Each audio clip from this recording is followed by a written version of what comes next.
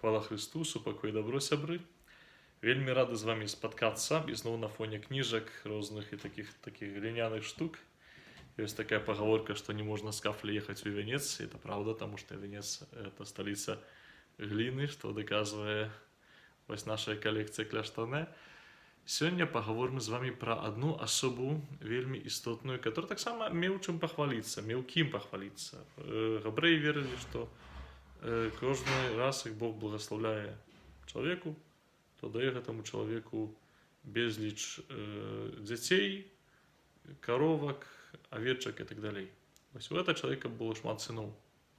Але Бог таким наибольшим авторитетом одарил того из его сыноў, который был наименьш в его вачах магчыма важны.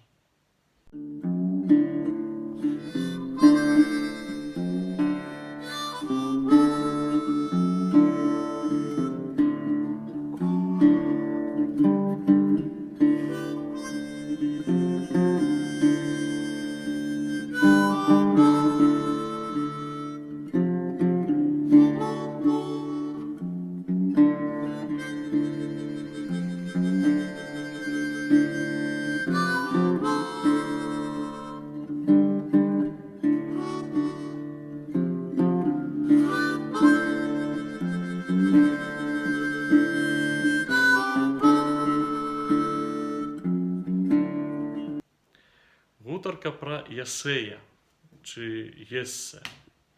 Гэта бацька Давіда, як нам распавядае стары запавет. У гэтай гісторыі Давіда адбываецца так, што ў пэўным моманце пророк Самуэль, ён замест Саула хоча намасціць новага караля, то есть Саул яшчэ афіцыйна з'яўляецца каралём Ізраілю, як трэба. Вось, але ён ужо як пророк мае права прадвяшчае, што будзе наступны кароль, будзе іншы кароль. Вось і ідзе, Бог его паслае ў дом гэта Ясея, дзе Ясей паказвае яму сваіх сыноў, там колькі там 11 было, ці не памятаю дакладна лічбы, вельмі шмат іх там сыноў. І ён пачынае гэтых сыноў Самуэль так па-свойму ацэньваць, па-чалавечы глядзіць на моц фізічную, глядзіць на выгляд так далей. Але Бог яму кажа, гэта не той, гэта не той, гэта не той. Наступны, гэта не той, можа гэта, не той. І пытаецца Самуэль, ці ты ўсіх сыноў мне ўжо прывеў. Ясей кажа, што ёсць у мяне яшчэ адзін такі найменшы Давід, а мы ведаем пра Давіда дзве асаблівасці. Першае, што ён быў руды, і што ён быў падобны на дзяўчыну. Там такі ўжо ты вырас, да?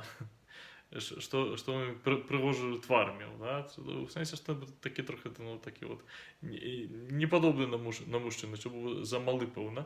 І што гэта Давід найменшы, ён пасе авечкі. Пасці авечкі ў Ізраілі не было вельмі таким шанаваным заданнем, бо лічылася, што ёсць тры такія катэгорыі людзей, которые не маглі даваць ахвяру на храм. Гэта былі мытнікі, не любілі, гэта былі чужаложніцы, і гэта былі пастухі. Чаму? Таму што лічылася, што калі там яны пасці ў гарах, этой пячоры, там хаваліся разбойнікі. Вельмі часта пастары яны прамышлялі таксама разбоем, так лічылася. Ось. І Давід там закаляў свой характар, вучыўся, адбіваў тых авечак ад мядзведзей і розных іншых драпежнікаў, і гэткім самым чынам хартаваў сябе.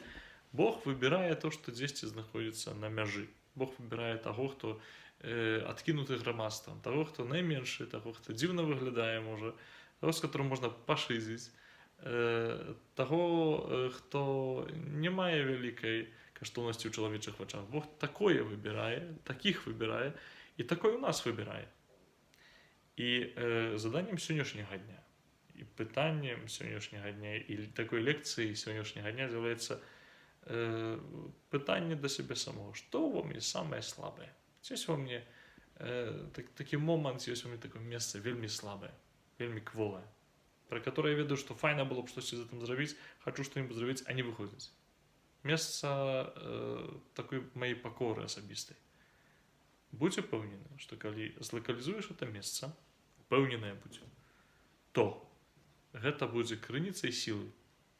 То Бог здольны будзе гэта месца зрабіць такім месцам благаслаўлення ў тваім жыцці. Таму што Бог глядзіць іначай.